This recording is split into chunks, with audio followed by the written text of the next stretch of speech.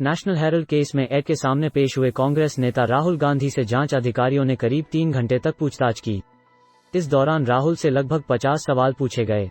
राहुल गांधी के जवाबों में से बन रहे सवालों के चलते ये पूछताछ लंबी खिंचती चली गई।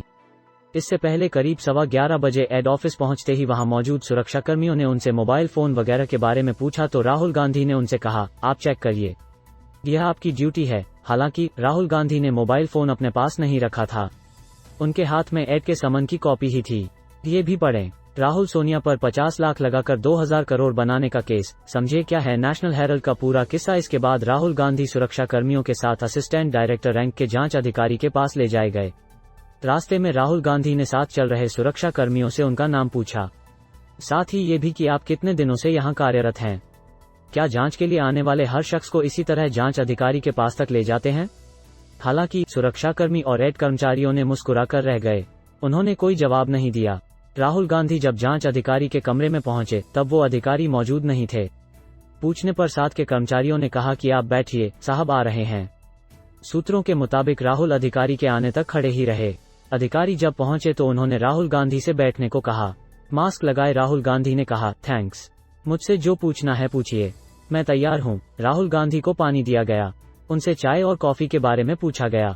उन्होंने हर चीज के लिए मना कर दिया, एक बार भी अपना मास्क नहीं हटाया। राहुल गांधी ने जांच अधिकारी से उनका नाम और पद के बारे में भी पूछा।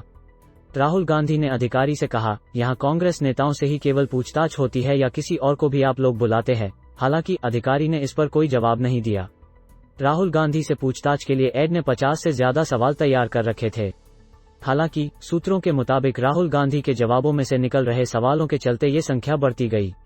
राहुल से पूछे गए 5 सवाल नीचे पढ़ें। राहुल गांधी से पूछे गए कुछ अहम सवाल ये भी पढ़ें। अशोक गहलोत और भूपेश बघेल समेत कई दिग्गज कांग्रेसी हिरासत में, थाने पहुंची प्रियंका सामान्य आरोपी की तरह पेश हुए राहुल। एड दफ्तर में राहुल गांधी को किसी भी तरह का वीआईपी ट्रीटमेंट नहीं दिया गया। एड अधिकारी ने उनसे उसी तरह पूछताछ की जैसे वे किसी आम आरोपी से करते। इसे एड की तरफ से एक मैसेज भी माना जा रहा है कि एड अधिकारी हर किसी के साथ ऐसा ही व्यवहार करते हैं। राहुल गांधी के जवाब को वहां मौजूद कर्मचारी कंप्यूटर में फीड करते जा रहे थे। जांच पूरी होने के बाद पूरे बयानों की कॉपी राहुल गांधी को दी जाएगी, जिसे वे खुद पढ़ेंगे और साइन करके जमा करेंगे। केस को ऐसे समझिए, 1938 में कांग्रेस पार्टी ने एसोसिएट जर्नल्स लिमिटेड (एजेएल) बनाई थी। इसी के तहत नेशनल हेराल्ड अखबार निकाला जाता था। उस वक्त एजेएल पर 90 करोड़ से ज्यादा का कर्ज था और इसी को खत्म करने के लिए एक और कंपनी बनाई गई, जिसका नाम था यंग इंडिया लिमिटेड। इसमें राहुल और सोनिया की हिस्सेदारी 38-38% थी। यंग इंडिया को एजेएल के 9 करोड़ शेयर दिए गए।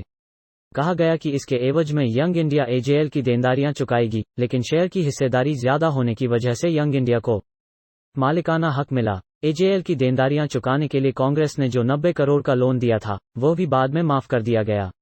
55 करोड़ की हेराफेरी का है आरोप। 2012 में सुब्रमण्यम स्वामी ने सोनिया और राहुल के खिलाफ कोर्ट में केस दर्ज कराया था। इसमें स्वामी ने गांधी परिवार पर 55 करोड़ की गड़बड़ी का आरोप लगाया था। हालांकि इस केस में एड की एंट्री साल 2015 में हुई। केस में अब तक क्या क्या हुआ,